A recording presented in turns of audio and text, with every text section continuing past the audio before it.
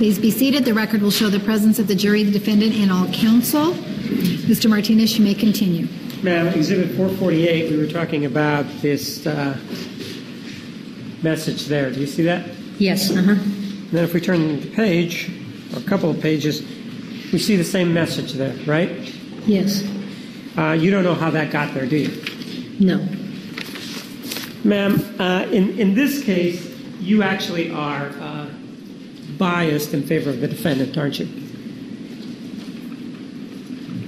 Do I believe the evidence that supports domestic violence? Yes. No. I think bias is an incorrect word, Mr. Martinez. No, that is the correct word. Isn't it true that you are biased in favor of the defendant? Yes or no? I don't believe I'm biased. Ma'am, do you remember that the first thing that you did upon meeting the defendant when you went to visit her was that you apologized to her? Yes, I did. And you apologized to her because you had read some of the items that were involved in this case, hadn't you? Yes. And you had already formed an opinion with regard to those items that you had read, correct? No, I hadn't. Well, it's fair to say, though, that apologizing to somebody when it's the first thing that you do sort of seems like there's sympathy on your behalf for whatever it is that is going on with them, right? Apologizing to someone for reading their most private thoughts and things that they thought they would never have in public is also a way to establish rapport so that somebody's really able to talk to you. And that's what I wanted. I wanted her to be able to talk to me. But you actually meant the apology, though, didn't you? Of course I meant the apology. Right. So walking in, meaning the apology, one of the things that you did was indicate to her, I've already formed an opinion, I am sorry. Right? No, not at all. Overruled. The answer will stand. No. There was no need to apologize to her, was there? From my perspective, there was a need to apologize. So you felt so badly for her already that you felt there was a need to apologize then? I felt badly that I had invaded her private most, ideas and thoughts that I had read. It would be like reading my daughter's diary. I would apologize for that.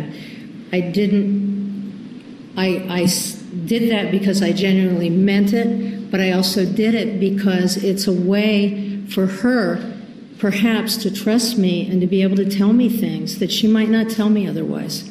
So with regard to this apology, is that an apology that you extend to each and every one of your clients that comes in? I very seldom have read any. No, it isn't. Yes or no? Do you apologize to your clients when they come in? Objection as to her finishing her answer from prior. Overruled. I apologize to Miss Arias for reading private things. I don't. Object is not responsive, Judge. I don't. I'm sorry. Sustained. Repeat. Do you apologize to your clients when they come in to visit you? No, I don't know anything about them when they come in to visit me.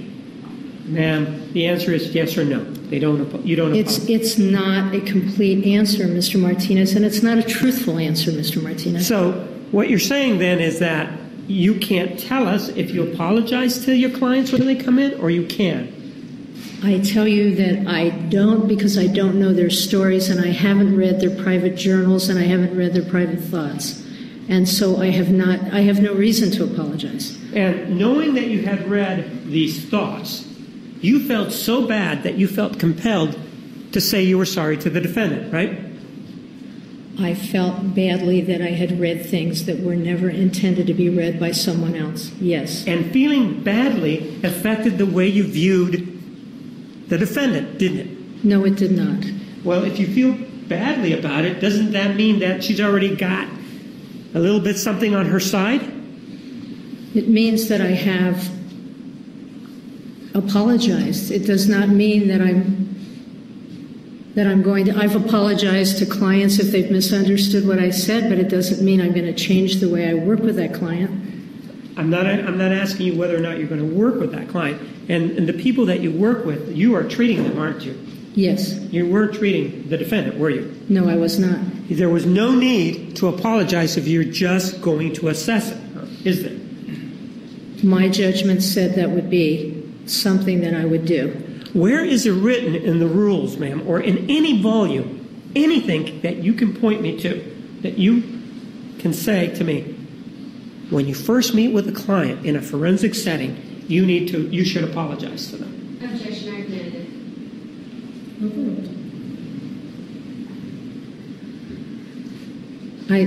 I don't know that it's written anywhere, Mr. Martinez. That's something that you did in this case, isn't it? It's something I would do in any case where I felt the need to do it. I'm not asking about any case. I'm asking about this case. You felt a need to do it because you felt sorry for her, right? I wanted to do it because I invaded spaces that most people don't invade, and that I felt to establish a rapport, it would be a really good idea for her to understand that I understood that I was reading things that were never intended to be read by anybody else, and that if she knew that I knew that there would be a rapport there, and it did not bias because I had still made no decision about doing this case. There are other ways to build rapport, isn't there? There are many ways to build rapport. And one of the ways to build rapport, of course, is to buy buy books for somebody, right? That's another way, right? Sure. And so when you're saying that you bought these books for her, that's just a way to build rapport, right? I've done it for other people in jail. Am I asking you whether or not you've done it for other people? You're mischaracterizing what I do, Mr. Martinez, and I think it's really important for people to understand why I do what I do. Oh, all right. Tell me what you don't understand about this question.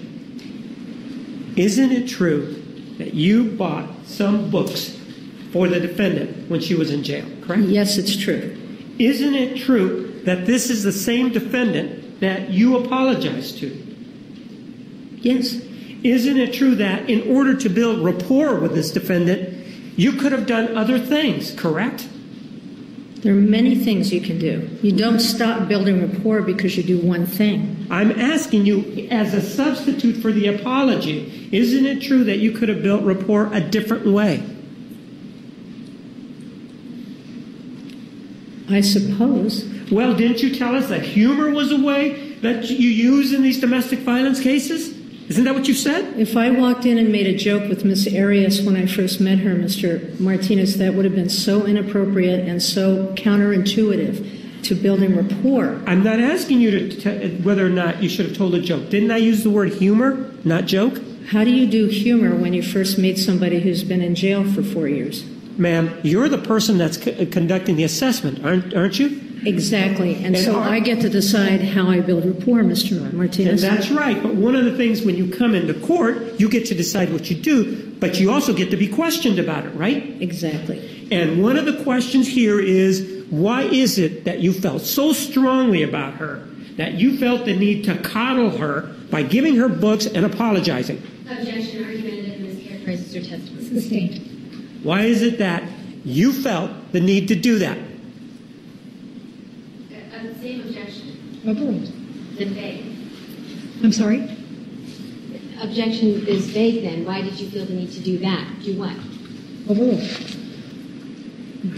Do you want a complete answer?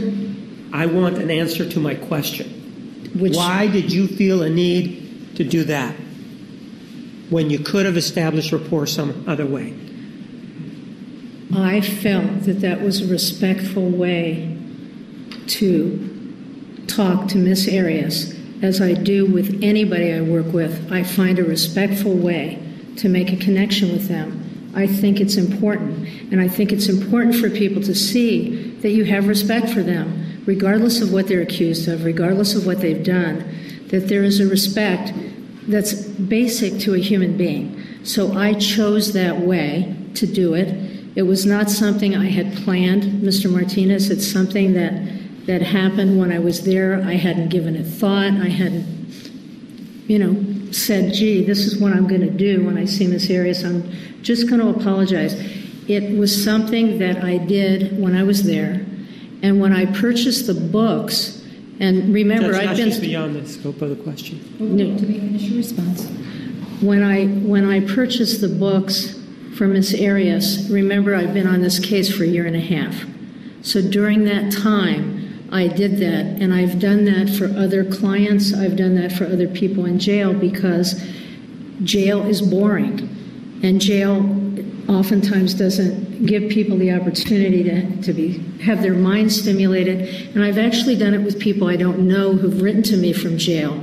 I put together packets for them because that's part of what I do, and I see it as preventative, and I think in a preventative way. So. Of those other cases of the individuals that were in jail, how many other times have you testified at trial in a criminal case? At trial in a criminal case? Yes.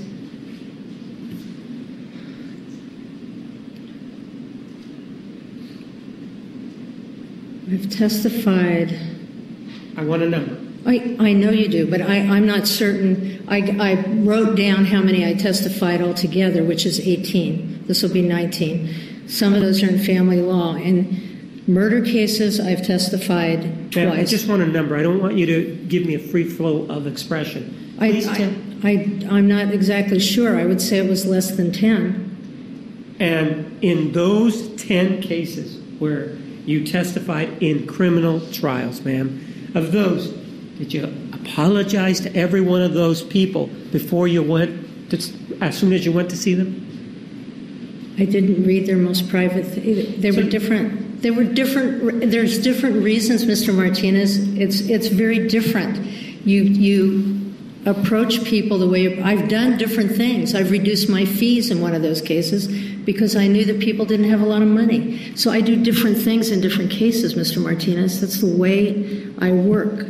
I don't feel like there's just a rote way of handling people or one size fits all. I feel like it's important to look at the person that you're dealing with and try to deal with them based on who they are and not some formula. Are you done? Or do you need to say anything else about that? I'm done. How many of those people that you testified in did you apologize on the first meeting? Objection, Your Honor. Overruled.